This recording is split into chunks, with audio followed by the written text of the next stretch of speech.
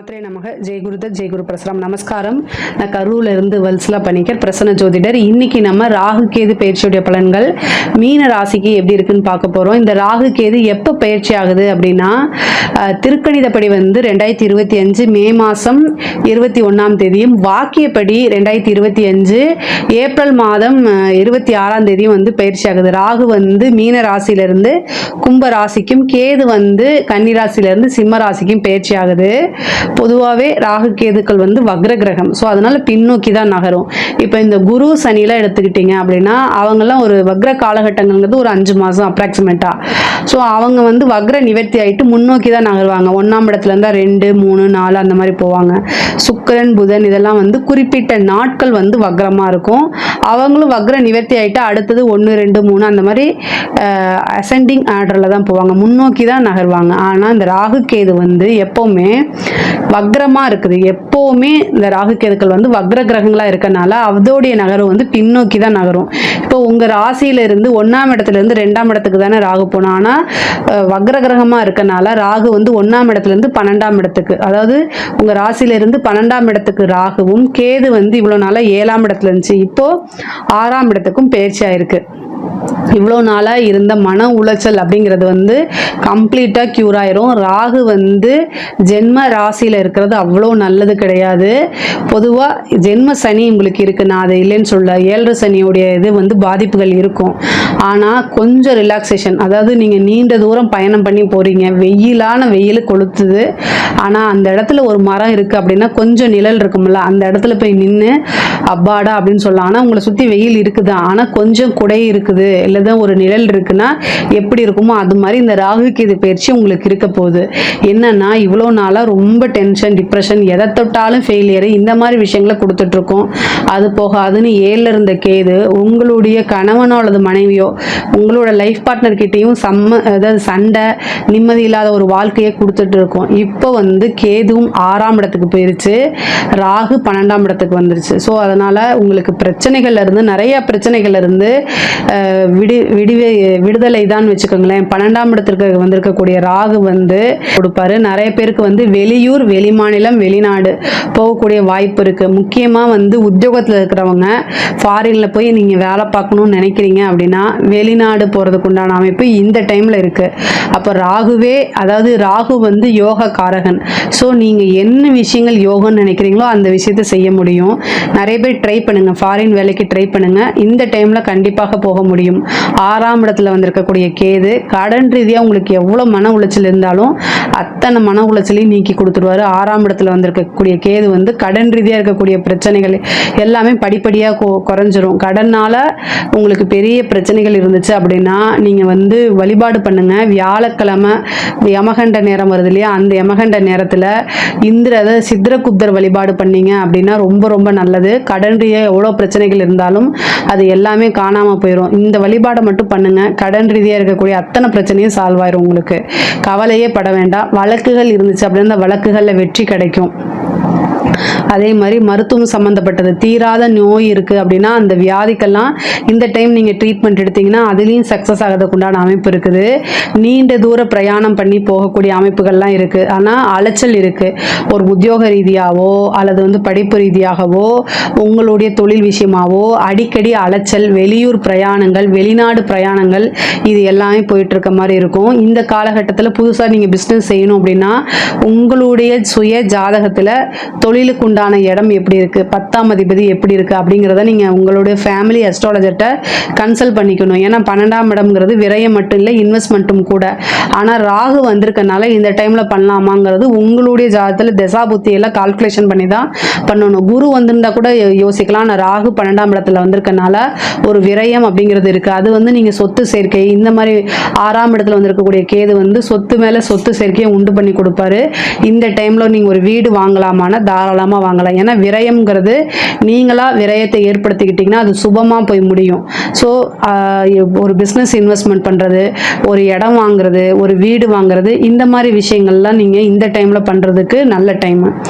யோகம் அப்படின்னாலே ராகு வந்து யோகத்தை மட்டும்தான் கொடுப்பாரு. 12ஆம் இடம்ல வந்து பார்த்தீங்கன்னா வெளிநாடு பயணம் இருக்குது, அது ஒரு யோகமாக தான் இருக்குது. அதே மாதிரி விரயம்ங்கிறது வந்து இந்த சொன்னேன் இல்லையா, நீங்கள் வீடு வாங்குறது, நிலம் வாங்குறது, இந்த மாதிரி விஷயங்கள் இது எல்லாமே உங்களுக்கு யோகத்தை தான் கொடுப்பாரு. அதே மாதிரி மருத்துவ விரயமும் இருக்குது. 6ஆம் இடத்துல வந்து இருக்கக்கூடிய கேது, அப்போ நீண்ட நாளாகவே உங்களுக்கு ஒரு வியாதி இருக்குது, ஏதாவது ஹெல்த் சம்மந்தப்பட்ட பிரச்சனைகள் இருக்குது அப்படின்னா இந்த டைமில் போய் அதுக்கு ட்ரீட்மெண்ட் பாருங்கள். எந்த ஹெல்த் ரீதியாக பிரச்சனை இருந்தாலும் அது இந்த டைமில் ட்ரீட்மெண்ட் சக்ஸஸ் ஆகி உங்களுக்கு அந்த வியாதியிலிருந்து தப்பிக்கிறதுக்கு உண்டான அமைப்பை கொடுத்துருவாரு. அதே மாதிரி வழக்குகள் இருக்குது, நீங்கள் ரொம்ப நாளாக கேஸ் போட்டுட்ருக்கீங்க, அதெல்லாம் சால்வ் ஆகாமல் இருக்குது அப்படின்னா அந்த வழக்குகள் இருந்து வெற்றி கிடைக்கும். முக்கியமாக கோர்ட்டு கேஸு பிரச்சனை, இது எனக்கு ஒரு பெரிய தலைவலியாக இருக்குது அப்படின்னா நரசிம்மர் வழிபாடு பண்ணுங்கள். செவ்வாய்க்கிழமை வரக்கூடிய ராகு காலகட்டத்தில், செவ்வாய்க்கிழமையும் ராகு காலகட்டத்திலேயே வழிபாடு பண்ணிங்கன்னா நரசிம்மர் வழிபாடு, பானகம் வச்சு வழிபாடு பண்ணணும். அப்போ வந்து கோர்ட்டு கேஸ்லலாம் நீங்கள் ஜெயிக்கிறதுக்கு உண்டானது இருக்குது. ரொம்ப நாளாக ஒரு ப்ராப்பர்ட்டி வந்து உங்களுக்கு கைக்கு வராமல் இழுத்துக்கிட்டே இருக்குது, அதில் கோர்ட்டு கேஸு பஞ்சாயத்து இந்த மாதிரி இருக்குது அப்படின்னா இந்த டைம் உங்களுக்கு சக்ஸஸ் ஆயிருங்க. ஒரு சாதாரண பேச்சுவார்த்தைக்கு நீங்கள் போய் கூப்பிட்டாலே அது உங்களுக்கு சக்ஸஸை கொடுத்துரும். அதே மாதிரி உங்கள் மேலே யாராவது கேஸ் போட்டிருக்காங்க அப்படின்னாலும் உங்களுக்கு ஃபேவராக மாறுறது, அதாவது உங்கள் மேலே தப்பு இருந்துச்சுன்னா நீங்கள் போய் பேச்சுவார்த்தைக்கு கூப்பிடுங்க. தப்பு இல்லை அப்படின்னா உங்களுக்கு ஆட்டோமேட்டிக்காகவே உங்கள் மேலே ஃபேவராக உங்களுக்கு வரத்துக்கு வாய்ப்பு இருக்குது. ஆனால் நீங்கள் பேச்சுவார்த்தைக்கு ரெடியாக இருக்கீங்க, உங்கள் மேலே சின்ன மிஸ்டேக் இருக்குது அப்படின்னா இந்த டைமில் போய் கூப்பிடுங்க, அது சால்வ் ஆகும். பேசி சுமூகமாக தீர்த்துக்குண்டான அமைப்புகள் இருக்குது. அதே மாதிரி நல்ல அமைப்புகள் இருக்குது. மனைவிக்கு, அதாவது ஆண்களாக இருந்தால் மனைவிக்கு வந்து ஹெல்த் ரீதியாக பிரச்சனைகள் இருக்குது, அவங்களுக்கு ஏதாவது ஒரு விரயம் இருக்குது. கணவனாக இருந்தால் மனைவிக்கும், மனைவியாக இருந்தால் கணவனுக்கும் ஏதாவது ஒரு விரயமோ ஹெல்த் ரீதியான பிரச்சனைகளோ இருக்க வாய்ப்பு இருக்குது. தந்தை வழி சொத்துக்களில் இருந்த பிரச்சனைகள்லாம் நீங்கி அது சாதகமாக உங்களுக்கு வரத்துக்கு வாய்ப்புகள் இருக்குது. சகோதரன் வழி, சகோதரி வழி ஆதரவுகளை தேடிக்கங்க. அவங்களுக்கு உடல்நிலை பாதிப்புகள் இந்த மாதிரி விஷயங்கள்லாம் இருக்குது, அதனால் கவனமாக பார்த்துக்கோங்க. உங்களுக்குமே ஹெல்த் சம்மந்தப்பட்ட இது மருத்துவ செலவு இருக்குது. வண்டி வாகனங்களில் போகும்போது ரொம்ப கவனமாக இருங்க. ஆனால் இந்த ராகு கேதுக்களை பொறுத்த வரைக்கும் உங்களுக்கு 12-6, அதாவது ராகு 12ஆம் இடத்துல இருக்கிறதும் கேது வந்து 6ஆம் இடத்துல இருக்கிறதும் வந்து ரொம்ப ரொம்ப நல்ல பொசிஷன் தான். இவ்வளோ நாளாக இருந்த பிரச்சனை, அதாவது மன சுமை அப்படிங்கிறது கொஞ்சம் உங்களுக்கு கண்டிப்பாக குறையும்.